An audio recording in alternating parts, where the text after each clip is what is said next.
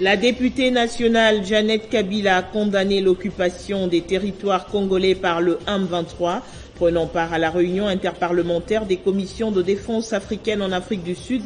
La sœur jumelle de l'ancien chef de l'État soutient qu'il existe des preuves reliant le pays de Paul Kagame au M23. L'embargo sur les armes en RDC ne concerne pas le gouvernement, mais les groupes armés, a affirmé mercredi à Kinshasa le président du comité des sanctions du Conseil de sécurité de l'ONU, Michel Xavier Biang. Presque aucun métro ne roulera ce jeudi à Paris en raison d'une grève à l'appel de l'ensemble des syndicats qui s'annonce très suivis. D'autres secteurs, invités aussi à cesser le travail, devraient connaître une mobilisation plus modeste. En sport, les clubs congolais ont cartonné dans les barrages de la Coupe de la Confédération et valident leur ticket pour la phase de poule. Mazembe, par exemple, s'est imposé en Afrique du Sud face à Royal AM.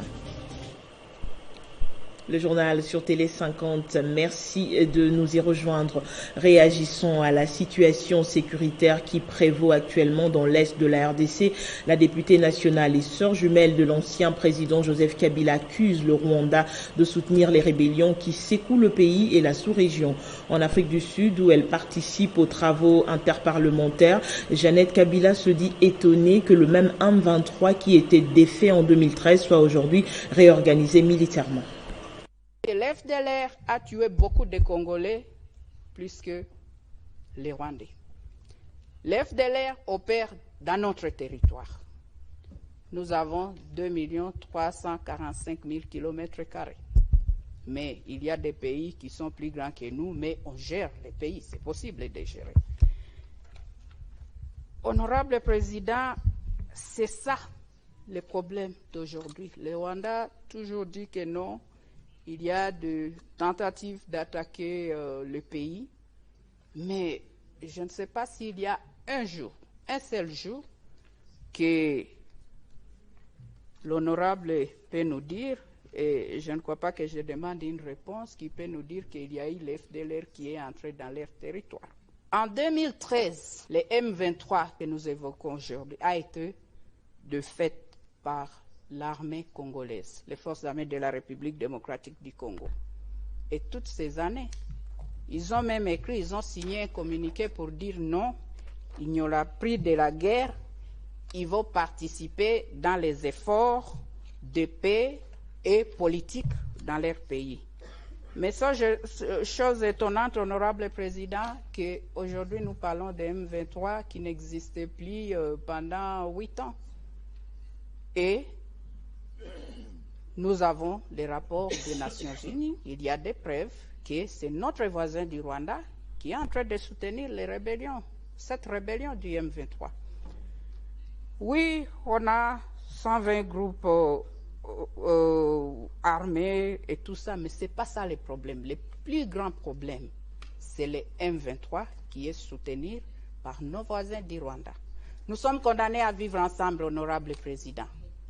Comme je viens de le dire, nous soutenons les efforts de la paix, mais peut-être j'ai une proposition et peut-être nous devons noter ça aussi. Vu que les FDLR, ce sont des Rwandais, peut-être les Rwandais devaient faire un effort pour dialoguer avec eux, parce que ce sont des Rwandais, ce ne sont pas des Congolais. Ils sont en République démocratique du Congo, mais ce sont des citoyens rwandais. Agression de la RDC, encore les alliés de l'UDPS réunis au sein des forces politiques et sociales restent intransigeants envers le Rwanda sous couvert du M23. Dans une déclaration, ils appellent les jeunes à s'enrôler dans l'armée tout en demandant au chef de l'État de renoncer à la voie des négociations pour privilégier l'option militaire.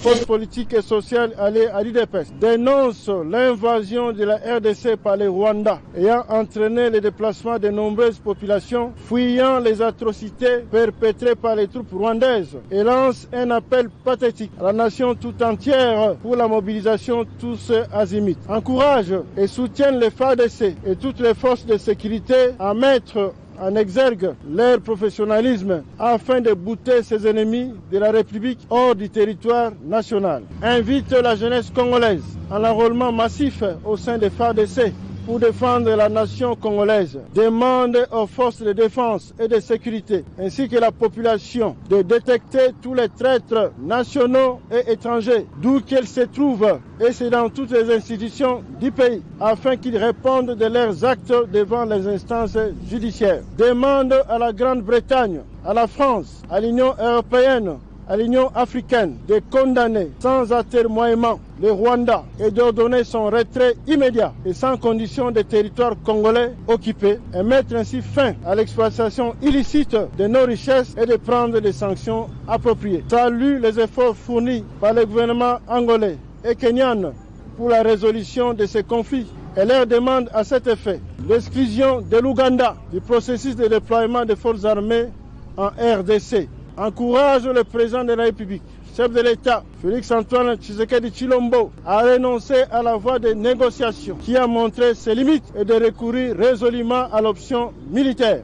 Les forces politiques et sociales alliées à l'UDPS rassurent au président de la République que le peuple congolais tout entier est derrière vous. La victoire est certaine. Comme annoncé dans le sommaire, le gouvernement n'est pas concerné par l'embargo sur les armes. Seuls les groupes armés sont concernés par cette mesure. La précision est de Michel Xavier Biang, chef de la délégation du Conseil de sécurité des Nations Unies. Pour Michel Xavier Biang, représentant permanent de la République du Gabon auprès des Nations Unies et président du comité des sanctions du Conseil de sécurité des Nations Unies, la résolution 1807 de 2008 donne la liberté à la RDC d'acheter toutes sortes d'armes, munitions, avions et autres équipements militaires pour la défense de son territoire. Il précise par ailleurs que c'est seulement le fournisseur auprès de qui la RDC pourra acheter ces équipements qui a l'obligation d'informer le Conseil de sécurité. Le chef de la délégation a en outre soutenu devant le président du Sénat Modeste Bahati Lukwebo que seuls les groupes armés sont concernés par cette mesure d'embargo. Ils ne peuvent se procurer ni des armes ni des munitions. Cet embargo concerne exclusivement les groupes armés. En ce qui concerne le gouvernement de la RDC, il n'est pas concerné par l'embargo sur les armes. Nous sommes sur le terrain pour avoir toutes les informations relatives à l'interdiction qui frappe les groupes armés concernant les armes, concernant les munitions, concernant le recrutement des combattants. Nous sommes là pour prendre toutes les informations concernant les questions d'abus sexuels. Ce qui est important pour nous, c'est d'avoir des informations actualisées et les mettre à la disposition du Conseil de sécurité. Au cours de ces fructueux échanges, Modeste Bahati Lukwebo a insisté sur la création d'un tribunal international pour le Congo afin de juger toutes les personnes impliquées dans les massacres et autres atrocités commises sur les sols congolais depuis les années 1990 jusqu'à ces jours et qui continuent d'endeuiller notre pays. Le président du Sénat congolais a également évoqué avec son note le rapport Mapping, qui est un outil important pouvant aider les Nations Unies à mieux sanctionner les auteurs de ces massacres. Rappelons que cette grande mission envoyée par New York va avoir des échanges avec plusieurs personnalités et institutions, sans oublier les acteurs de la société civile. À l'Assemblée nationale, fin des travaux de la commission temporaire et spéciale chargée d'auditionner les députés nationaux Délice Sanga et Jean-Baptiste Kassekwa. Ces incriminés continuent et persistent que depuis janvier 2022 jusqu'à ce jour, les députés perçoivent 21 000 $ américains. En attendant, les conclusions de la commission seront transmises à la plénière de l'Assemblée nationale pour délibération. Ils ont été auditionnés, ils ont donné leur version de fait. Délice Sanga et Jean-Baptiste Kassekwa, tous députés de l'opposition, ont soutenu leur déclaration selon laquelle la rémunération des députés nationaux s'élève depuis janvier 2022 à 21 000 $ par mois devant leurs collègues de la commission spéciale et temporaire mise en place par la Chambre basse du Parlement. Ce qui a été fait aujourd'hui avec cette commission d'audition, et donc j'ai déféré à cette commission à son invitation et j'ai pu déposer tous les éléments de preuve en rapport avec les déclarations qui sont les miennes en rapport avec cette question sur la rémunération. Il nous reste à la commission de pouvoir concilier les éléments.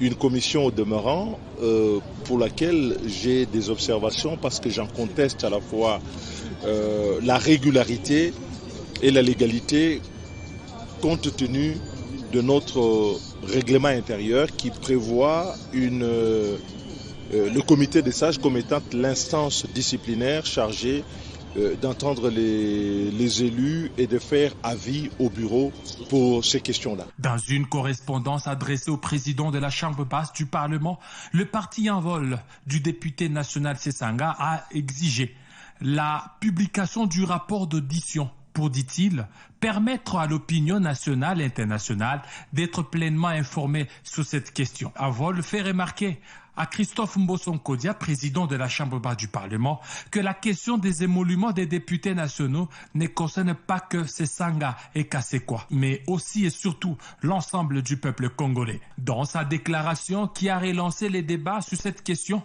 Martin Fayoulou s'est interrogé: comment peut-on expliquer qu'un pays en guerre et où les médecins et les professeurs d'université sont en grève puisse augmenter de plus de 100% la rémunération de ces députés nationaux? À la Chambre basse, toujours fonctionnement de l'Institut national de recherche agronomique en RDC. Les députés nationaux membres de la commission environnement, tourisme, ressources naturelles et développement durable ont interpellé le directeur général de cette institution pour qu'il apporte des précisions sur les difficultés rencontrées et les attentes pour les prochaines années. Les députés nationaux de la commission environnement-tourisme ont voulu voir clair sur le fonctionnement de l'Institut national des recherches agronomiques. Ils ont profité de l'occasion pour soulever plusieurs préoccupations majeures et quant au DG de répondre après 48 heures afin d'apporter des réponses à ces préoccupations et des pistes de solutions pour que l'INERA soit soutenu par le gouvernement et trouve sa place dans le programme stratégique mis en place par le gouvernement, le programme des 145 territoires. Avec son volet agricole, sans le programme de planification de la farine, des manioc et d'autres programmes stratégiques qui permettront au pays de reprendre progressivement sa place au lieu de dépendre entièrement des importations des produits agricoles. L'INERA constitue une source de technologie et d'innovation qui permettront à notre pays, n'est-ce pas, de pouvoir développer son agriculture. Malheureusement, les appuis au niveau de l'INERA s'affaiblissent d'année en année et nous sommes venus ici pour faire un plaidoyer et demander au gouvernement de prendre au sérieux les préoccupations de l'INERA pour permettre à cette institution de pouvoir contribuer à la vision du chef de l'État. De son côté, le député Constantin Benguela, président de la commission, a fait savoir que sa commission a invité le DG de l'INERA pour avoir un échange de points de vue sur la situation actuelle de son institution. Pour lui, sa commission a été largement édifiée car la plupart des membres ont formulé des préoccupations et observations par rapport au rôle que joue l'INERA. Il était aussi question de voir comment il fallait le redéfinir et les réorienter, quels acteurs principaux il faut approcher afin que l'INERA retrouve son plein rayonnement. Il ne faut pas que les instruments qui doivent aider à matérialiser cette vision du chef de l'État soient oubliés. Il faut les accompagner. Et nous avons observé dans ce pays, nous avons assisté à un gâchis. Nous avons parlé du projet Bukangalonzo où près de 300 millions de dollars ont été jetés dans la rue sans impact, sans effet. La commission veut, par cette audition, mettre de moyens nécessaires et surtout mener un plaidoyer auprès du gouvernement pour que l'INERA obtienne son accompagnement et qu'il travaille pour le développement de la République démocratique du Congo. Une note de religion, la délégation de la Convention des serviteurs de Dieu pour la paix et le développement de la RDC, CSD, a porté son choix sur le chef spirituel de la communauté Massambukidiste en tant que président intérieur à l'issue d'une visite de travail tenue en son siège dans la commune de Lansele. Samuel Massambukidi, qui reçoit le bâton de commandement, insiste sur le rôle et la place des hommes de Dieu dans le processus du redressement de la RDC. Conduite par le pasteur et secrétaire général Jean-Pierre Bindoussa Momimo, la délégation des serviteurs de Dieu pour la paix et le développement de la RDC a eu une séance de travail avec son éminence Samuel Massambukidi, à l'issue de laquelle une annonce a été faite sur le choix du chef de la communauté massambukidiste en qualité du président intérimaire de la Convention des serviteurs de Dieu pour la paix et le développement de la RDC, en remplacement de l'ambassadeur et pasteur Théodore Mougalou. Le pasteur Jean-Pierre Bindoussa a donné la quintessence de ce choix. Président de la Convention des serviteurs de Dieu est en mission à l'étranger. Nous sommes venus lui demander, dans la mesure de ses possibilités, s'il pouvait accepter de conduire la Convention des serviteurs de Dieu pendant tout le temps d'absence de son président. Son éminence Massambukidi est un homme intelligent et très spirituel. Pour sa part, son éminence Samuel Massambukidi n'a pas manqué de mots par rapport à la lourde charge qu'il a accepté de porter. En tant qu'un homme de Dieu, je ne peux pas rester le bras croisé. J'ai accepté cette lourde charge de conduire cette convention par intérim. Il sait que le RDC est un pays de promesses, la terre des Bangunza, la terre des prophètes, des éminents serviteurs de Dieu. Voilà pourquoi le diable a choisi comme cible la RDC. Et nous qui sommes serviteurs de Dieu, nous avons un grand devoir. Après visite du mausolée du père fondateur du massambukidisme au monde, la délégation des serviteurs de Dieu pour la paix et le développement de la RDC ont bouclé leur passage en partageant un cocktail.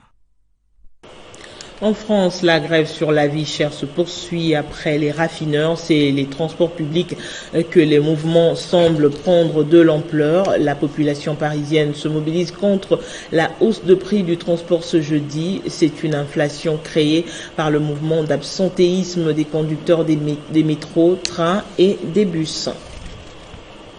8 mois et 17 jours déjà depuis que la guerre en Ukraine persiste. Le conflit prend des tournants assez calmes pendant que la guerre continue de changer de forme entre la concentration de la guerre dans la ville de Kherson et l'ouverture des éventuels pourparlers entre Washington et Moscou. Le conflit russo-ukrainien dure dans les temps. Et pourtant toujours aussi inquiétant. À Moscou, des décisions de dernières heures montrent combien le renforcement russe sur terrain devient une nécessité face à la contre-offensive ukrainienne. Pas plus tard que hier, le Kremlin a ordonné un repli stratégique des troupes à Kherson, l'une des zones les plus importantes occupées par l'armée russe. Mais les Ukrainiens ne reçoivent pas la nouvelle de ces retraits comme une victoire. Volodymyr Zelensky parle plutôt de l'inquiétude d'une nouvelle prise de position russe qui pourrait se caractériser par de frappes ou autres aventures dangereuses, tentant de faire baisser la tension par la voie des négociations. Remarquant l'échec de la démonstration des forces américaines par Biden, Washington a publié hier que plus de 100 000 soldats russes auraient été tués ou blessés depuis les débuts du conflit. Le général américain Mark Milley dit qu'il existe une fenêtre d'opportunité pour la négociation entre Kiev et Moscou. Aveu d'échec pour les États-Unis ou un simple changement des méthodes. La question reste suspendue. Vladimir Poutine, lui, reste encore serein dans sa position. Il ne s'exprime plus ni sur des présumées bombes sales que prépare Kiev, ni sur les allégations ukrainiennes sur les replis à Kherson. Et en sport, les clubs congolais ont cartonné dans les barrages de la Coupe de la Confédération et valident leur ticket pour la phase de poule. Mazembe est allé s'imposer en Afrique du Sud face à Royal AM. DCMP a dompté Flambeau du Centre. Même chose pour le Popo qui a éjecté Rail Club Radiogo. C'est une saison exceptionnelle pour le club congolais engagé aux interclubs de la CAF. DCMP, Mazembe et Lupopo ont tous validé leur ticket pour la phase de poule en remportant leurs matchs respectifs. Loin de son fief, le FC Saint-Eloi Lupopo a réussi à obtenir son billet pour la phase de poule en s'imposant petitement face au Rail Club Kadiogo grâce à Jean-Marc Makousou-Mundele à la 75e minute de jeu. Les cheminots retrouvent la phase de poule 16 ans après. Quoi de plus normal, festoyer et nourrir d'autres ambitions pour la suite de la saison. Régulier en phase de poule depuis quelques années, le Daring Club Motema Pembe s'est qualifié sans tergiverser face à Flambeau du Centre. Les Immaculés ont dompté le club burundais grâce à Waka Bofakaka et Mpiana Mozizi. Il est bien lancé, à contre-pied, et marque alors le deuxième but du Daring Club Motema Pembe. À Durban, le tout-puissant Mazembe Anglebert a tenu son rang face à Royal AM. Déjà vainqueur à l'aller, Mazembe a renversé le club sud-africain grâce à l'unique réalisation d'Adam Bosunjali. Ce tour de cadrage de la Coupe de la Confédération a aussi souri à Young Africans et ses Congolais. Le club tanzanien a créé la sensation en écartant le club africain alors que l'US Monastir a éjecté la renaissance sportive de Berkane, club tenant du titre.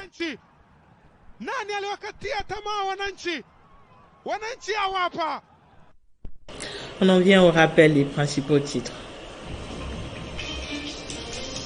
La députée nationale Jeannette Kabila a condamné l'occupation des territoires congolais par le M23. Prenant part à la réunion interparlementaire des commissions de défense africaines en Afrique du Sud, la sœur jumelle de l'ancien chef de l'État soutient qu'il existe des preuves reliant le pays de Paul Kagame au M23. L'embargo sur les armes en RDC ne concerne pas le gouvernement, mais les groupes armés, a affirmé mercredi à Kinshasa le président du comité des sanctions du Conseil de sécurité de l'ONU, Michel Xavier Biang. Presque aucun métro ne roulera ce jeudi à Paris en raison d'une grève à l'appel de l'ensemble des syndicats qui s'annoncent très suivis. D'autres secteurs, invités aussi à cesser le travail, devraient connaître une mobilisation plus modeste. En sport, les clubs congolais ont cartonné dans les barrages de la Coupe de la Confédération et valident leur ticket pour la phase de poule. Mazembe, par exemple, s'est imposé en Afrique du Sud face à Royal AM. Restez avec nous pour la revue de presse tout de suite.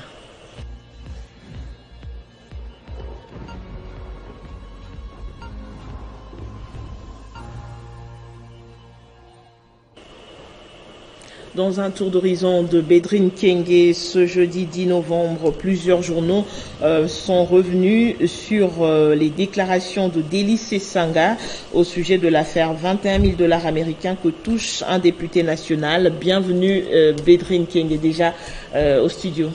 Et je vous ai avancé, Amina, merci.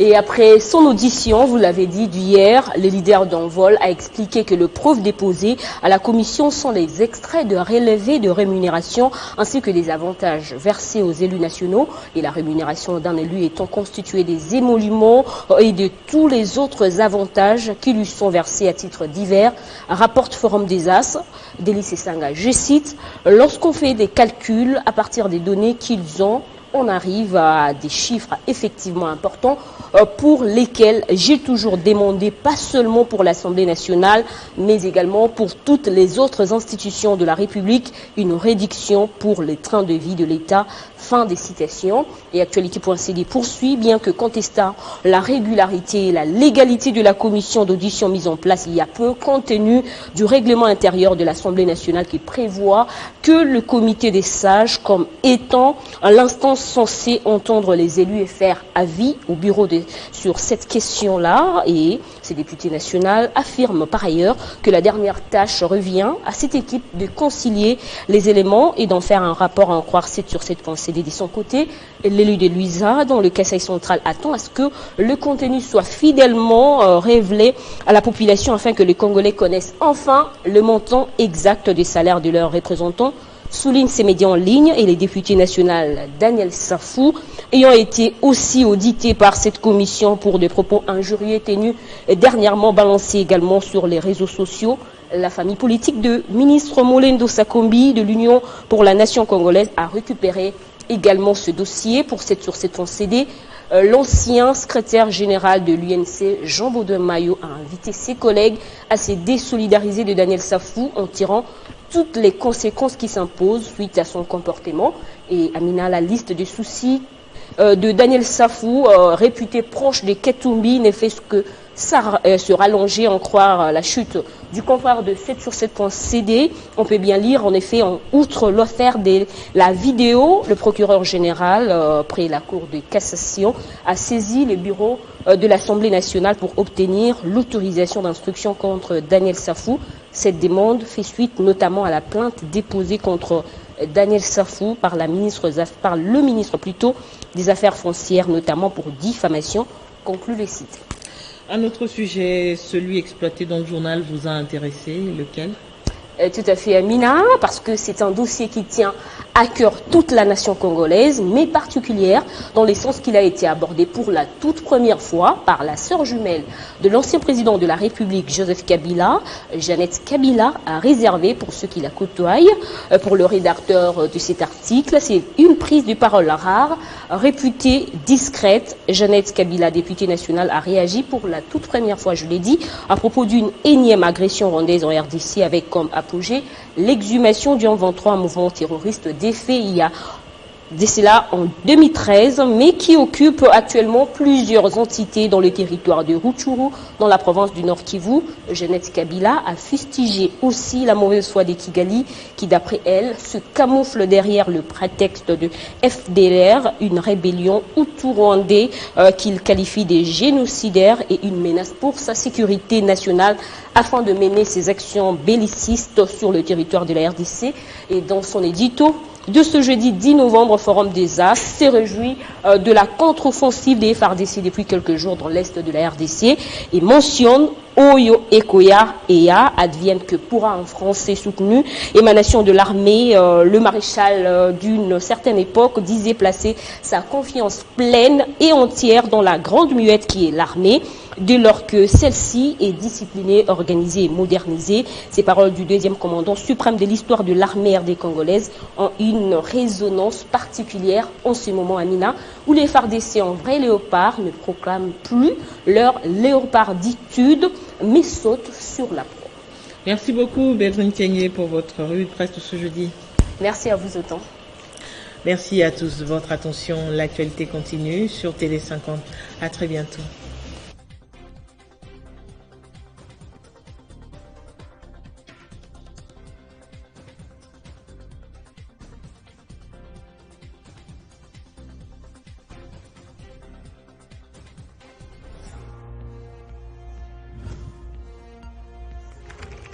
L'actualité reste en continu.